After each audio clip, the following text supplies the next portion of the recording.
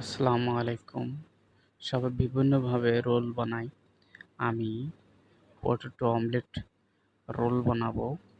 দেখেন এটা আমি আগে ময়দা গোলায় নিয়েছি লবণ দিয়ে।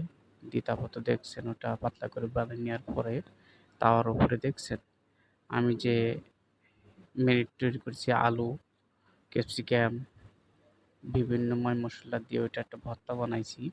এই ভর্তাটা নিয়ে তারপরে দেখেন আমি আস্তে, আস্তে সুন্দর করে শেপ করে নিয়ে আপনার ভর্তা হয়েছে আলু দিছি, টমেটো দিছি, ধনেপাতা দিছি, বিভিন্ন মসলা দিছি, ক্যাপসিকাম দিছি, বুঝছেন? তারপরে এটা মেরিনেট করে ভর্তা করছি। এই কারণে আর তারপরে হচ্ছে যে রোল করব আমি এখন।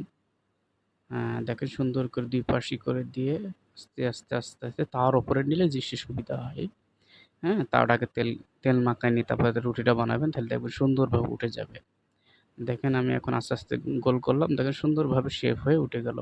আমি একটা স্যাম্পল বানায় রাখছি। আপনি দেখলেই বুঝতে পারবেন। ঠিক আছে?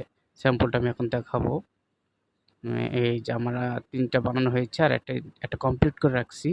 এই দেখেন কত সুন্দর। এটি মনে করেন এরকমই হবে দিয়ে ডুবা তেলে ভাজলেই ইনশাআল্লাহ এটার নামই হবে পটেটো অমলেট রোল। ওকে?